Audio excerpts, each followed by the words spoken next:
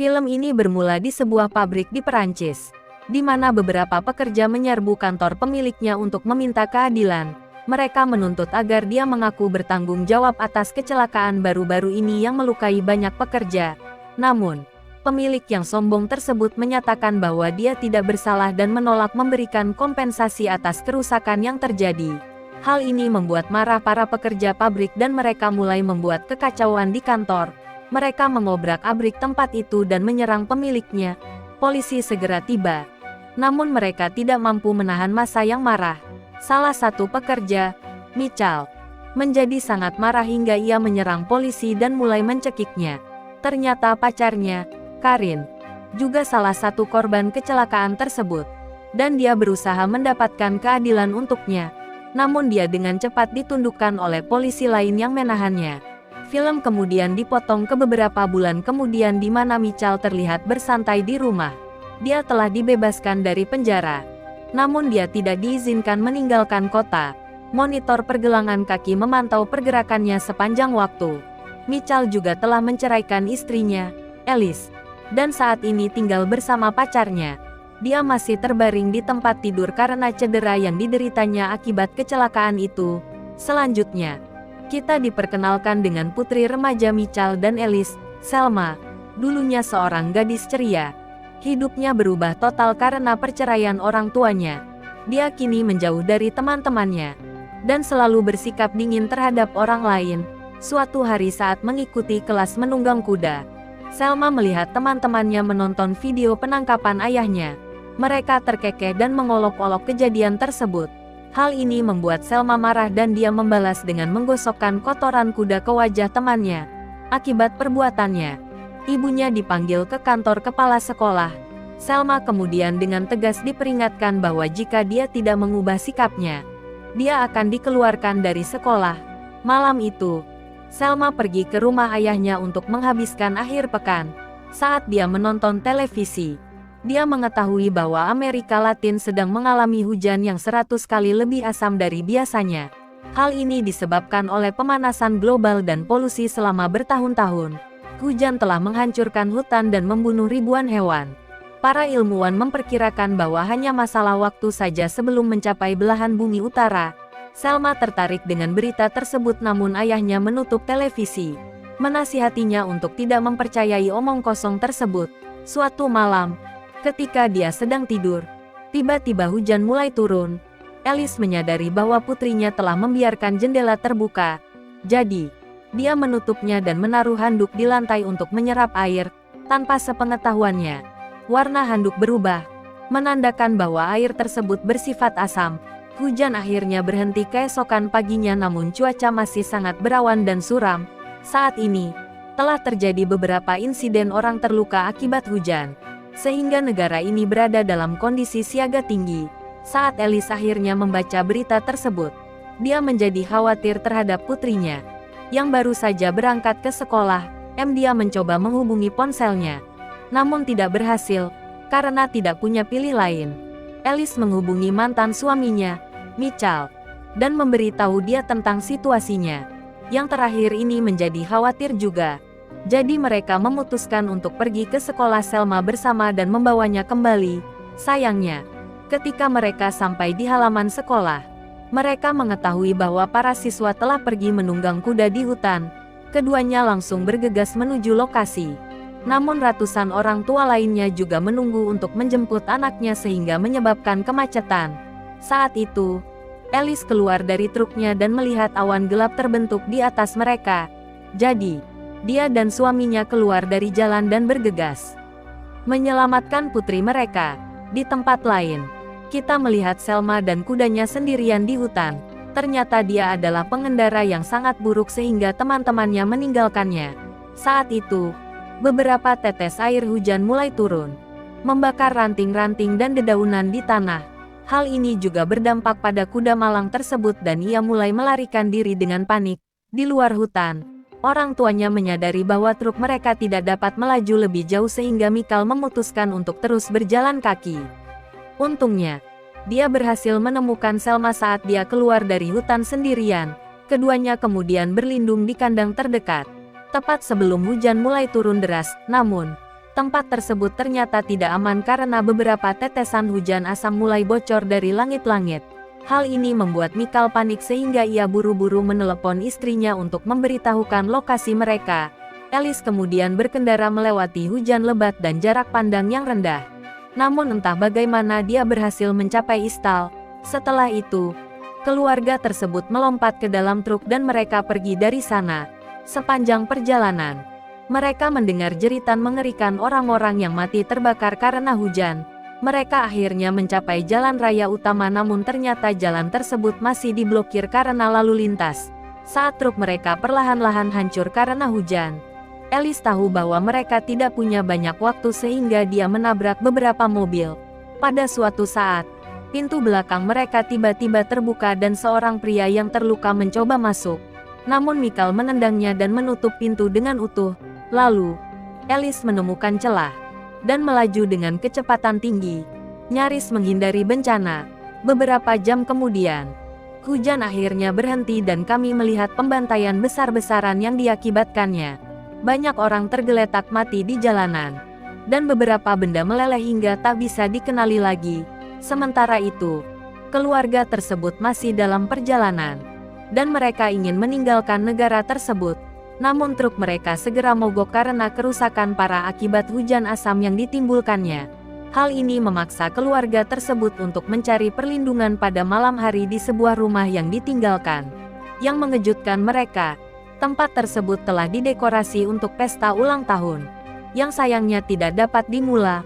Mereka juga menemukan seekor kucing peliharaan menggerogoti makanan sendirian.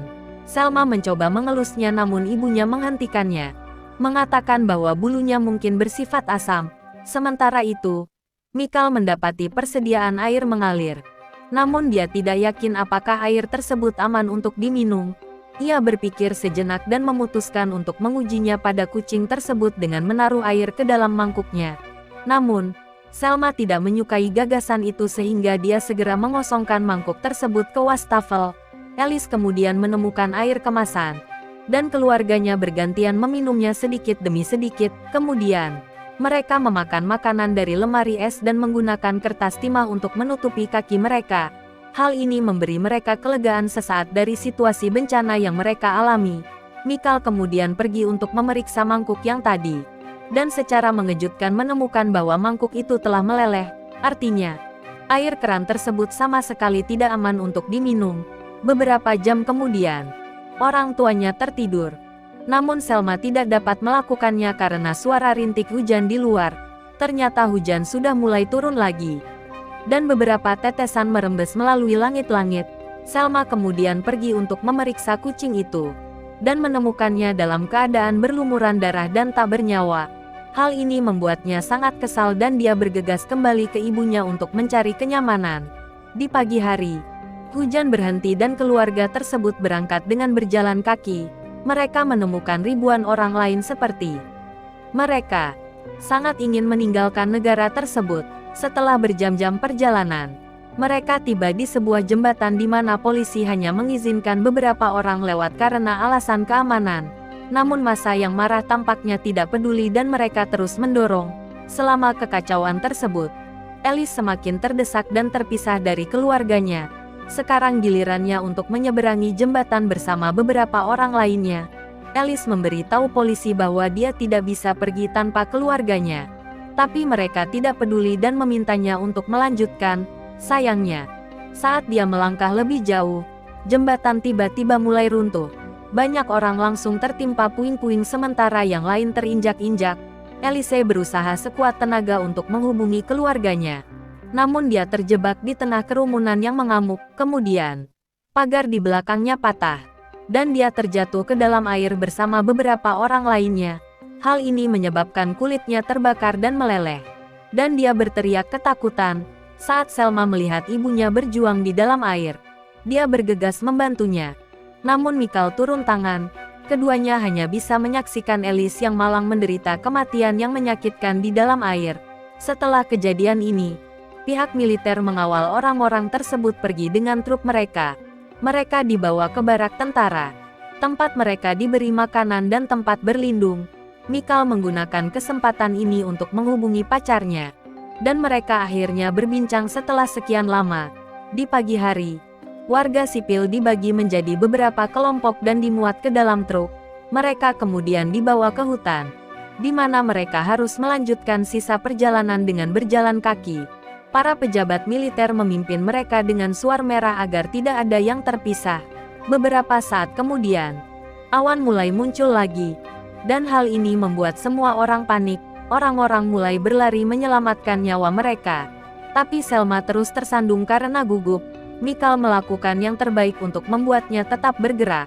Namun hal ini memperlambat mereka dan mereka terpisah dari anggota kelompok lainnya. Untungnya, mereka menemukan terowongan di dekatnya dan berlindung di dalamnya. Tepat sebelum hujan mulai turun, keduanya kemudian menavigasi melalui terowongan yang gelap. Namun bencana terjadi ketika Mikal terpeleset dan jatuh ke tanah. Kelembapan yang bersifat asam membakar kakinya, menyebabkan rasa sakit yang luar biasa. Terlepas dari itu, mereka terus berjalan hingga keluar dari terowongan. Hujan sudah berhenti, dan awan juga sudah mereda.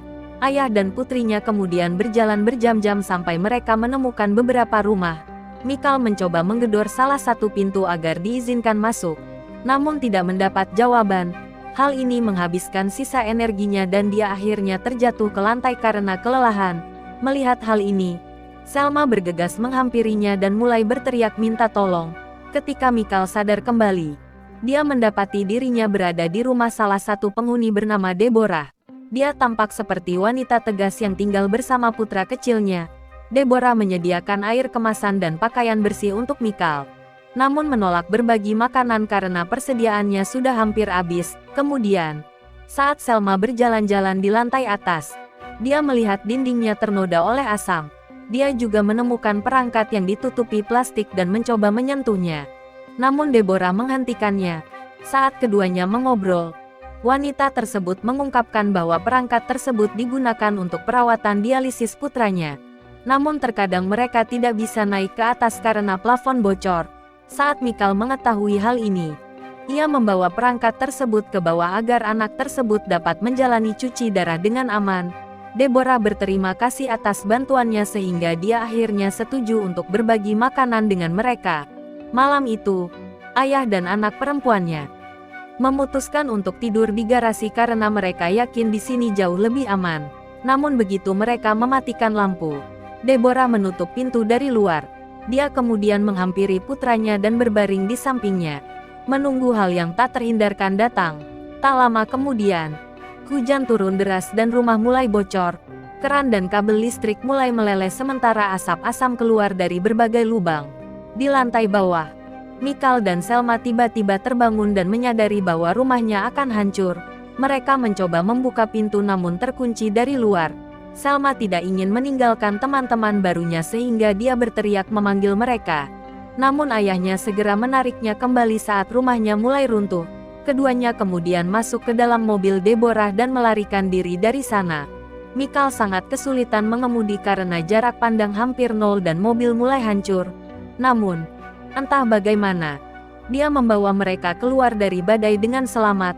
Setelah berjam-jam berkendara, mereka tiba di sebuah ladang dan hujan berhenti.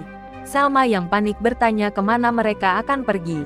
Tapi Mikal sendiri tidak mengetahuinya sehingga dia akhirnya membentaknya dengan frustrasi. Dia kemudian pergi keluar untuk beristirahat. Namun rumput basah membakar kakinya, mendorongnya untuk kembali. Yang mengejutkan, Selma hilang dari kursi belakang. Dia sebenarnya sudah melarikan diri sendirian, namun mengalami kesulitan karena tanahnya asam. Ketika Selma tidak dapat menahan rasa sakitnya lagi, dia naik ke sebuah bangunan, namun perlahan-lahan mulai tenggelam karena tanah yang korosif.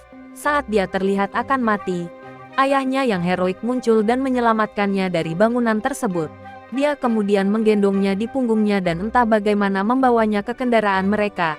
Kaki Mikal mengalami luka bakar parah dan dia segera pingsan karena kesakitan.